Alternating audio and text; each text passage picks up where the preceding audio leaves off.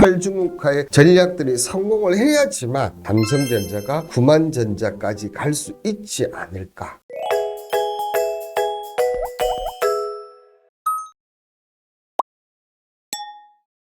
여러분들을 퍼스트 클래스로 만들어줄 방송 투자캠퍼스의 홍반장입니다.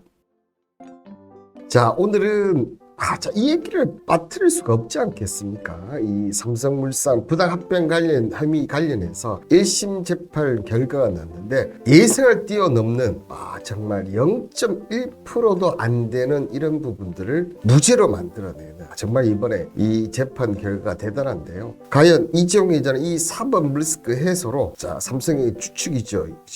이 삼성전자를 구만전자로 갈 수 있는지 오늘 투자 관점에서 이 얘기를 좀 보도록 하겠습니다.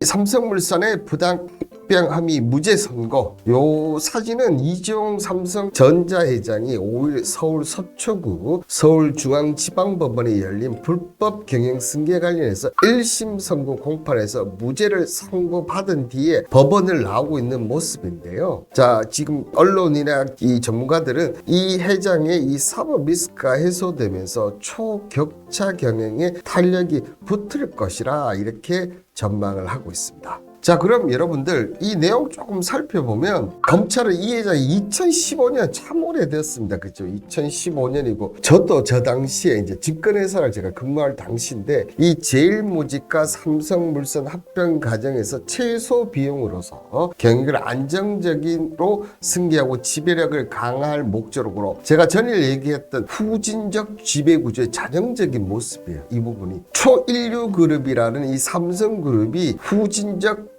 지배 구조를 가진 전형적인 모습을 보여주고 있다. 그렇게 해서 이제 2020년 9월 1일 날 기소했는데요. 특히 유리한 합병 비율을 만들기 위해서 거짓 정보 유포를 하고 중요 정보를 은폐하고 허위 호재 공표, 주요 주주 매수, 국민연금 의결권 확보를 불법 로비 등등 19개 부분에 관련해서 기소를 했었죠.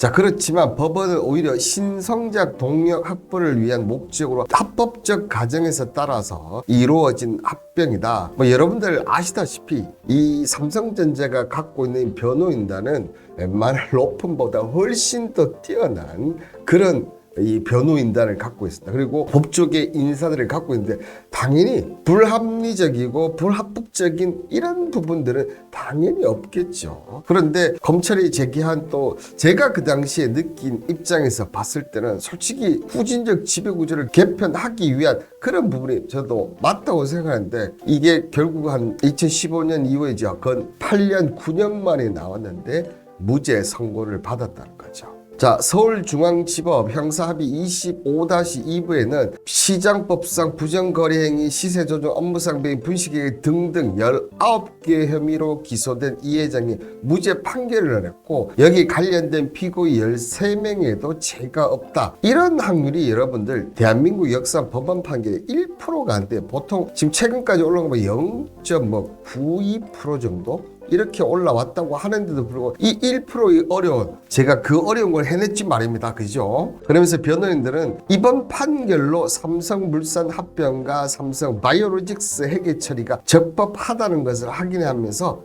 재판부에 진심으로 감사드린다. 이런 거 보면 이게 삼성의 힘인가? 만약에 일반 개인이나 일반 중소기업이 과연 이런 판결을 만들어낼 수 있을까? 그런 좀 아이러니한 생각이 좀 듭니다. 그러면 이게 원래 어떻게 나타나는 건지 한번 보면 삼성물산과 제일모직 합병할 당시 이재용 삼성전자 회장 등 총수 일가가 승계 유리하게 두 회사의 주식 가치를 책정하는데 논란이 많았었는데요. 삼성물산과 제일모직 2015년 5월 결의 합병 비율은 제일모직 한 주에 삼성물산 0.35주. 근데 이 당시 그러니까 우리가 보는 재무제표만 보면 이 제일모직보다 제일모직이 옛날에 뭡니까? 삼유쪽이에요. 삼유쪽. 이 삼성물산은 어떻게 보면 삼성전자의 지주격 이런 회사였어요. 근데 당시 이재용 삼성의 제일모직 지분을 23.23% 보유했고 삼성물산 주식은 없었어요. 그렇다 보니까 어떻게 합니까? 자, 제일모직이 삼성생명이 삼성전자 지배하는 구조라 제일모직 주식 가치를 높게 책정하여 이 회장의 지배력을 높이는 그런 경영 승계를 했다. 없다는 겁니다. 일반적으로 봤을 때는 어떻습니까, 여러분들? 당연히 의심이 갈 수밖에 없는 거 아니에요? 그리고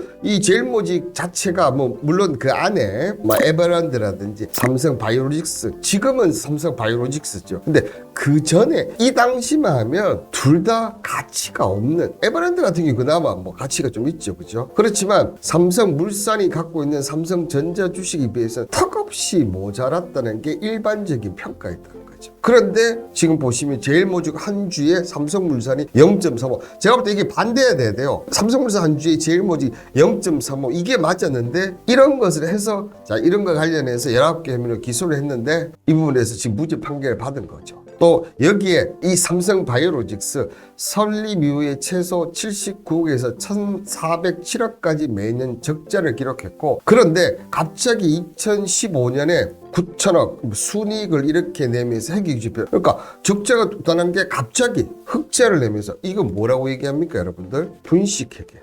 이 분식회계 한 게 아니냐, 갑자기 적자 나오는 게, 이렇게 흑자가 나오는 게 말이 되느냐, 이렇게 된 거죠. 그래서 이 쌈바 관련 논란은 또 상당히 불거졌었죠. 자, 이렇게 되니까 이 당시 삼성물산에 투자한 회사들은 어떻게 됩니까? 특히 외국계 회사들은 당연히 반대를 할 수밖에 없겠죠, 그죠? 자, 보면 의결권 자문사 서틴, 베스틴, 그 다음에 글라스 루이스, ISA 이외에도 여러 회사가 있습니다. 근데 자, 반대한 이유가 보면 합병 비율이 지나치게 낮다, 삼성물산이 지나치게 낮다는 거죠. 굳이 그리고 합병할 이유가 없다. 삼성물산에게 불리하고 제일모직 이 이득인 합병은 결국 너 지배구조 하려고 하는 거 아니냐. 자, 삼성물산은 저평가되어 있고 제일모직은 고평가, 합병을 지나치게 긍정적인 평가다. 근데 이 당시 외국계 운용사들이, 투자회사들은 대부분 다 이렇게 얘기를 합니다. 자, 여기에 이 관련 합병이 결국은 투자사와 국가 간 분쟁 해결이 비밀미가 되면서 이 당시 유명했죠, 그죠? SK부터 삼성물산 지분을 7.12% 보였던 미국계 헤지펀드 엘리언 매니지먼트, 이 엘리언 매니지먼트 한국 정부를 상대로 해서 국제상설 중재재판소에 제기를 해서, 보시는 대로 국제재판에서는 야, 이거 관련해서 문제가 있다, 그래서 일부 승소 판정을 했어요. 그래서 국민연금의 압력을 행사한 정부 책임을 인정하면서 중재재판소는 한국 정부가 법률 비용과 지연 이자를 합쳐서 1,300억이라는 엘리엇 배상을 하라고 판정을 했다는 거죠. 그러니까 이 당시 정부가 누구였습니까? 박근혜 정부였죠. 이 박근혜 정부가 어떻게 하라는 얘기입니까? 결국은 행사를 하면서 했다는 거. 그리고 제 기억으로 그렇습니다. 삼성물산과 이 제일모직 합병할 때 삼성 측에서 의결권을 확보하기 위해서, 저는 그런 거 처음 봤거든. 삼성이 이 의결권을 확보하기 위해서 의결권 우리한테 달라고, 주주총회 전에 이 주주총회 의결을 달라고 100주 갖고 있는 사람들에게도 전화할 만큼 정말 필사적이었다는 거예요. 저는 그 전부터 제가 18년 정도 증권사를 근무했고, 지금까지 주식 관련 쪽이나 이런 제 주위에 이제 증권회사 동기 부분 아직까지 있거든요. 근데 이때 이후에 그 어떤 합병, 그 어떤 회사 100주 미만에 100주 정도 되는 거에서 의결권을 달라고 이렇게 매달린 적은 저는 한 번도 본 적이 없을 정도로 그 당시에 대단했다는 겁니다. 여기에 자, 국민연금이 제일모직과 합병한 삼성물산을 투자 수천억 대의 누적 손실을 기록했다. 즉 국민연금은 어떻게 보면 국민의 세금으로 하는 부분이지 않습니까? 근데 자, 옛 삼성물산과 제일모직 합병한 2015년 9월 통합 삼성물산 출범된 국민연금이 올해 1월 말까지 8년간 누적으로 2,451억 원의 투자 손실을 봤다는 거예요.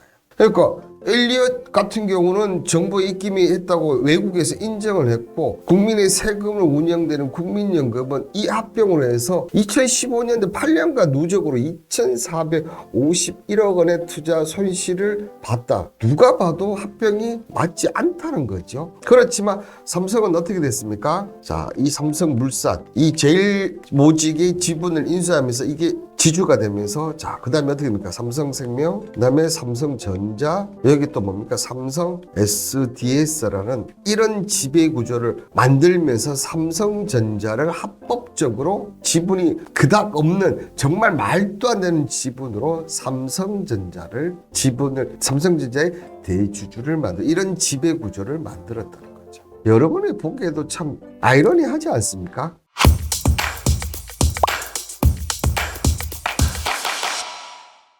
자, 어쨌든 저쨌든 이번 1심 무죄 판결로 사법 리스크가 해소됐습니다. 그렇다면 그 핵심에 있던 삼성전자가 과연 구만전자로 갈 수 있느냐? 자, 일단 우리나라 언론들 한번 보면 전부 다 이 관련 기사밖에 없어요. 뭐 이재용에서 19개 혐의 모두 무죄다. 3년 5개월 만에 이재용 경영권 불법 승계 무죄. 그다음에 경제단체들 이재용 회장 무죄 선고에 경제에 큰 도움 될 걸 뭐 환영을 한다. 전체 다 보면 그냥 특별한 내용이 비판적인 내용이 전혀 언론들이 없었어요. 그러면 외국계에서는 어떻게 보면 어차피 삼성전자 글로벌 기업이기 때문에 외국계에서도 많은 언론들이 이런 부분에서 기사가 나왔는데요. 일단 AP통신 같은 경우는 이번 판결로 한국의 전 정부를 무너뜨렸던 부패 스캔들에서 별도의 뇌물수수 혐의로 유죄 판결을 받은 삼성 상속자를 둘러싼 법적 문제를 해소할 수 있게 됐다. 자, 보시면 전 정부를 무너뜨렸던 부패 스캔들 별도의 뇌물수수를 해서 유죄 판결, 법적 구속까지 했던 사람이 법적 문제를 해소할 수 있다. 아이러니하다는 얘기예요. 그러면서 한국 사회는 재벌에 대한 불신이 있는 상황에서 사법부가 또다시 재벌에 유리한 판결을 내리면서 비판의 목소리가 나올 수밖에 없다. 그러면서 한국의 가족 소유 대기업 경영 문화와 정경 유착을 기획한 노력에 대한 좌절이라는 비판. 자, 판사들은 국가 경제를 우려하며 기업 지도를 부패비를 상대적으로 간대한 처벌을 내리는 경우가 많다. 이렇게 하면서 우회적으로 이번 판결이 문제가 있다는 부분을 지적하고 있는 거죠. 검은 정경 유착의 고리가 결국은 바뀌지 않으면서 이 대한민국이라는 나라는 여전히 그분이 있다는 거고. 자, 로이터 통신 같은 경우는 한국의 대기업은 여전히 창업주 일가가 소유하며 운영하는 가운데 국민들은 창업주 일가의 스캔들에 대한 분노와 그들의 국가 경제 성공에 많은 책임이 있다는 인식에서 오랫동안 고민을 했는데, 자, 어떻게 했습니까? 집행유예 판결을 예상했던 일부 분석가들에게 의외의 판결이다. 자, 보십시오. 엘리엇 스로 정부가 1,300억, 지연이자 1,300억 했죠. 자, 그 다음에 국민연금이 마이너스 2,400억 대죠. 이게 다 어디서 나오는 겁니까? 국민의 세금으로 나오는 거예요. 근데 이 구조에서 지금 덕을 본 사람은 뭡니까? 결국은 삼성의 대주주밖에 없는 거죠. 자, 그리고 뉴욕타임스도 보면 세계적인 수출국으로 변신한 재벌이 콩이 걷다고 자랑스럽게 말하지만 일부 사람들은 재벌이 중소기업을 질식하고 정부 관리들을 결탁하고 의심을 품고 있다. 자, 한국 경제의 공정성과 사법부의 신뢰성에 우려를 불러일으키라는 판단이 나왔다. 그러니까 여러 가지 얘기를 하면서 이 외국계들은 결국은 자, 공정성, 사법부 신뢰성 이거 문제가 있다. 계속 이렇게 지금 얘기를 하고 있는 거예요, 지금. 우리나라 언론과 우리나라는 그냥 있는 사실만 얘기하고 외국계 언론들은 이 부분에 관련해서 다양한 의견들을 나오는데 거의 대부분이 문제 제기를 하고 있다는 거죠. 마지막 뉴욕타임스에 보면 자, 이 회장이 가만히 있는 동안 삼성전자는 세계에서 가장 수익성 높은 첨단 기업다고 분석이 있지만 일각에서는 자, 삼성이 이 회장이 가만히 있던 주요 결정이 이루어져서 그 결과 TSMC와 같은 경쟁사에 뒤처지고 있다는 지적이 있었다. 과연 이재용 회장이 감옥에 있어서 TSMC와 같은 경세에 뒤처졌을까요? 저는 전혀 아니라고 생각하거든요. 물론 일부 이런 재판하고 여러 가지 부분들에 또 시간을 뺏긴 건 있지만 뭐 예전 정몽주 회장 같은 경우 옥중 경영을 했었지 않습니까? 그 결과 현대차 같은 경우는 글로벌적으로 공장들 다 만들어, 특히 그때 브라질 공장 지어라 이렇게 옥중 결제를 하면서 다 했었다는 거죠. 충분히 할 수 있다. 삼성전자는 오히려 거기보다 더 구조적으로나 컨트롤 타워나 더 잘 되기 때문에 충분히 할 수 있었지. 어떻게 보면 이재용 회장의 능력의 문제가 아닌가. 근데 왜 그 부분을 국민의 세금이 손에 났던 부분들을 왜 삼성전자만 이득을 보느냐 이거죠. 자, 어쨌든 저쨌든 이제는 투자 관점에서 좀 봐야 되는데요. 자, 그동안에 글로벌 빅테크 최고 경영자는 전 세계를 누비면서 신사업 발굴에 나섰는데, 자, 이 회장은 일주일에 한두 번 재판에 출석하느라 상대적으로 해외 출장의 일정 부분을 제한을 받았다. 고 이건희 선대장과 달리 이 회장은 작년 5월 단위 21일간의 미국 출장이 2014년 경영 전반에 나온 이후에 가장 긴 해외 출장이었다 할 정도로 이렇게 또 포장을 해주네요. 그죠? 자, 그러면 이번 이 사법부 리스크 해소로 어떤 어떤 부분들이 이제 나올 수 있느냐. 자, 먼저 보면 이제는 어떻게 됩니까? 이 법적 관련해서 만약에 유죄 판결이 나오면 임원에 대한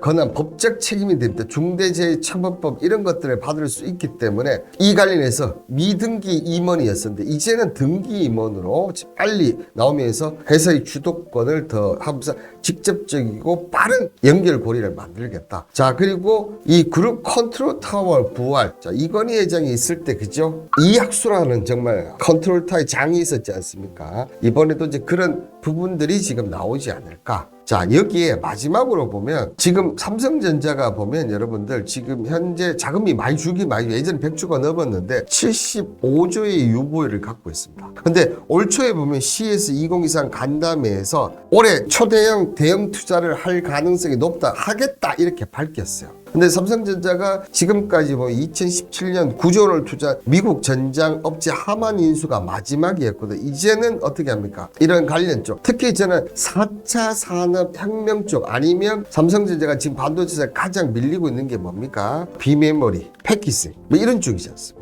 이런 비메모리 반도체 쪽에 저는 뭐가 나오지 않을까? 아니면 그 외에 4차 산업혁명 쪽에 강력한 이런 부분을 하지 않을까 생각이 들고요. 자, 이런 부분들을 보고 여기서 더 나아가서 삼성전자 이재용 회장이 지금 재판이 끝나고 첫 일정을 어디 잡았냐 하면 여러분들 중동과 아세안으로 잡았어요. 어떻게 보면 자, 지금 삼성전자가 2023년 악몽 같은 실적을 냈던 가장 큰 이유가 탈중국화를 성공을 못했다는 거죠. 시장을 다변하기 위해서 아시아 쪽에서 어떻게 합니까? 중동, 아세안을 먼저 선택을 했다는 거고, 중국이 이렇게 줄어든 다음에 인도에 대한 또 비중을 늘려야 된다는 거죠. 그래서 지금 이번 이재용 회장의 행보를 보면 일단 아시아부터 먼저 단도리를 하겠다. 중국의 이런 줄어든 해외 수출 물량을 중동, 아시아 그리고 인도 쪽에서 찾는 그런 부분들이 나올 가능성이 좀 높고, 자, 그런 형태의 어떻게 보면 탈중국화의 전략들이 성공을 해야지만 삼성전자가 구만전자까지 갈 수 있지 않을까, 저는 그렇게 좀 생각이 드는데요. 이런 부분들 앞으로 이재용 회장의 행보를 봐야 되겠지만 과연 2024년이 이 삼성전자 사법 리스크로 풀려난 이 삼성전자가 과연 탈중국화에 성공하는지 안 하는지, 이 부분이 가장 구만전자 키포인트가 아닌가 생각이 듭니다.